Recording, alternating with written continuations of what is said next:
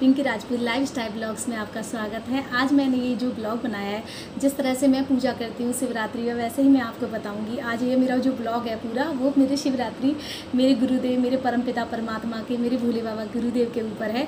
तो मैं आज आपको बताऊँगी कि शिवरात्रि पर आप क्या करें जिससे आपके सारे मनोरथ पूर्ण हो, आपके सारी मनोकामना पूर्ण हो आपकी। तो वैसे ही मैं आज ये ब्लॉग बना रही हूँ। शिवरात्रि को हमें क्या करना चाहिए, शिव रात्रि मतलब शिव की रात्रि। तो हम ये पूजा किस टाइम करें जिससे हमारे सारे मनोरथ पूर्ण हो, तो मैं आपको वही अपने ब्लॉग में बताऊंगी कि आपको शाम के समय आपको पूजा करें भोले बाबा की।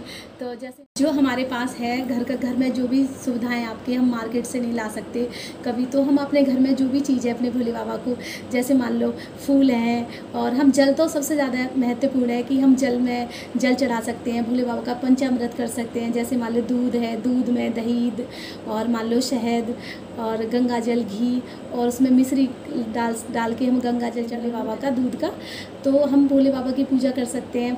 और अगर हम शाम को, जैसे हम सुबह भोले बाबा पर जल चढ़ाते हैं, वैसे ही हमें शाम को भी जल चढ़ाना चाहिए, क्योंकि शिवरात्रि, शिव की रात्रि, शिव को हम शाम को अगर हम पूजा करेंगे तो हमारी सारी मनोकामना पूर्ण होती हैं। गौरा पार्वती और भोले बाबा की, जैसे गौरा पार्वती मैया को हम क्या चढ़ा सकते हैं, उनको चुंदरी चढ़ा सकते हैं, उनको श्रृंगार चीज़ चढ़ा सकते हैं, माता रानी को मेहंदी चढ़ा सकते हैं, उनको बिंदी, लिपस्टिक, जो भी मेकअप का सामान होता है हम उसको चढ़ा सकते हैं माँ गौरा पार्वती मैया पे।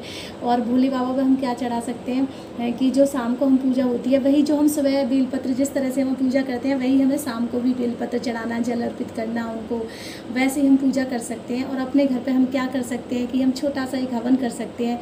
जैसे मान लो ओम नमः शिवाय नमः स्वाहा, जैसे हम क्या है, जब हम हवन करते हैं तो वो सुविधा परमपिता परमात्मा भोले बाबा पर जाता है वो पूजा हमारी। वो जब आप फैमिली नहीं, जैसे मान लो आप खुद भी अकेले ही कर सकते हैं। अगर आप सब परिवार सहित करोगे तो बहुत अच्छी बात है। अगर आप सब लोग बिजी हैं, आजकल की लाइफ इतनी वो हो रही है बिजी, तो आप अकेले ही पूजा कर सकते हैं भोले बाबा की।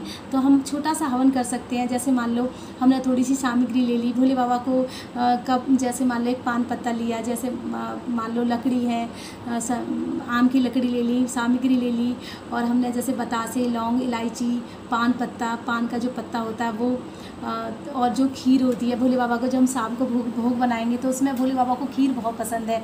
तो मैं चाहती हूँ कि सब लोग भोले बाबा को खीर का भोग लगाएं, क्योंकि गौरा पार्वती मैया भी भोले बाबा को खीर का भोग बनाती थी, हमेशा वो खीर बनाती थी, क्योंकि भोले बाबा को खीर का प्रसाद बहुत पसंद है। तो मैं चाहती हूँ आप शाम को हवन में खीर चढ़ा सकते हो। जैसे मान लो हम जो हवन करते हैं, हवन क्यों इम्पोर्टेंट है मैं बताती हूँ, महत्वपूर्ण क्यों है हवन इसलिए महत्वपूर्ण है क्योंकि हम जो पूजा करते हैं भोले बाबा की, वो हम एक भगवान को अर्पित करते हैं। वो तो है ही, भगवान उससे ही खुश हो जाते हैं। लेकिन अगर आप हवन करोगे तो उससे दोगुना फल आपको मिलता है, क्योंकि हवन पूरा जब हम हवन करते हैं तो वो पूरा परमपिता परमात्मा भोले बाबा तक पहुंचता है। क्योंकि हम पहले अग्नि देवता को प्रज्वलित करते हैं। जब अग्नि देवता को हम प्रज्वलित करेंगे तो वो अग्नि देवता, हम जो कहते हैं ना, अग्नि देवता हमारी पूजा स्वीकार करते हैं। वो अग्नि देवता हमारे भोले बाबा, परमपिता परमात्मा, जैसे हमारे भोले बाबा गुरु हैं, वहाँ तक पहुँचाते हैं। वो हम हवन कर सकते हैं। जैसे मान लो हम हवन में सामग्रियाँ दे सकते हैं, ओम नमः शिवाय नमः स्वाहा, आहुति दे सकते हैं सामग्री की भोले बाबा का। मान लो 21 बार दे सकते हैं, 108 बार कर सकते हैं।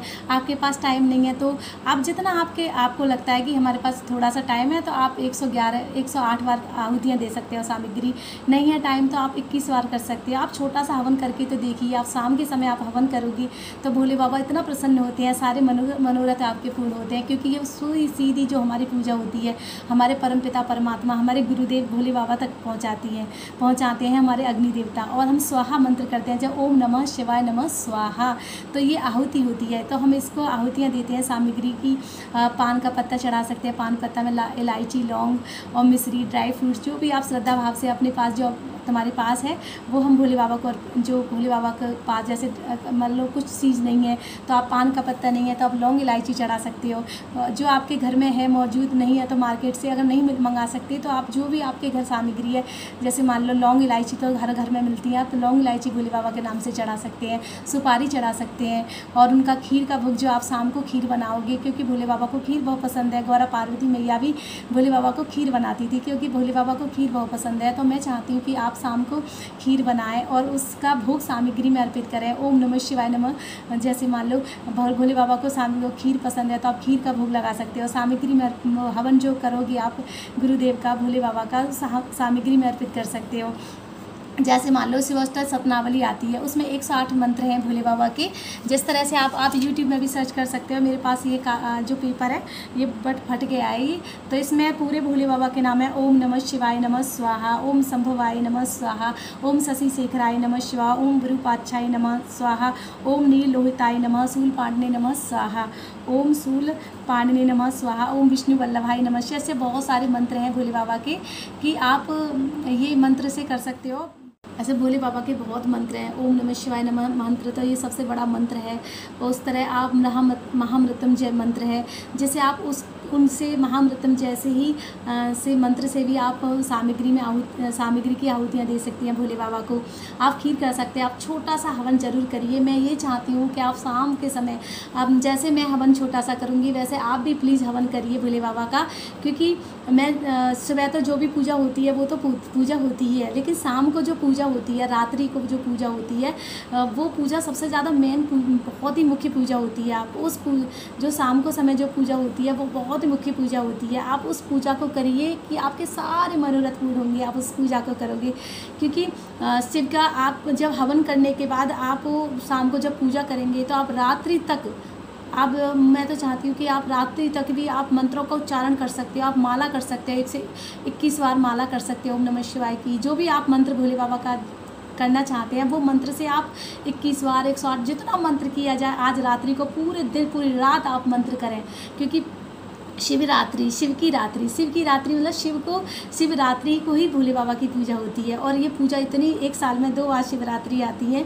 तो मैं पिछली बार जब मैं उसमें मार्च में जो शिवरात्रि आती है, मैं मतलब 4 बजे ही मैं सोती हूँगी और मैं सुबह पूरी रात्रि को मैं जागरण, मतलब कहते हैं ना शिव का जागरण करना, शिव की रात्रि करना। तो आप शिव के कुछ भी आप भजन कर सकते हो, शिव की माला कर सकते हो, शिव का जाप कर सकते हो।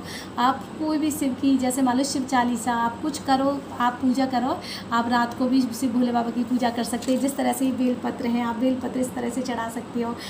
कुछ है पुष्प हैं, जैसे भोले बाबा को ना वाइट कलर के फूल, जो भी खुशबू के फूल आ सकते हैं, फूल होते हैं, जैसे चंपा है, चमेली है और बहुत सारे फूल हैं, आप उनको चढ़ा सकते हैं। गौरा पार्वती मैया को कन्नेर, ये गुड़हल का फूल चढ़ा सकते हो, कन्नेर का, जो भी आपके घर में, जो हमको मेरी तरह आप भी पूजा करें। मैं चाहती हूँ कि इस सब लोग रात्रि को जागरण करें, अपने घर में ही जागरण का मतलब मंत्रों का उच्चारण कर सकते हो। मंत्र जो हम रात्रि को हम रात्रि को मंत्र करते हैं वो इतना, जो भी उच्चारण, जो भी मंत्र का जाप करोगे वो इतना पावरफुल मंत्र हो जाएगा कि आप में इतनी सिद्धि का मंत्र हो जाता है कि आप बहुत, मतलब कभी भी आप उस मंत्र का उच्चारण करोगे भोले बाबा का, तो वो आपकी हर मनोरथ पूर्ण होगी। तो आज शिवरात्रि है, मैं चाहती हूँ आप सब लोगों की मनोकामनाएं पूर्ण हो और सब हैप्पी शिवरात्रि। बहुत सारी शिवरात्रि की बहुत सारी शुभकामनाएं आप सबको, और आप भोले बाबा की पूजा करिए। हैप्पी शिवरात्रि।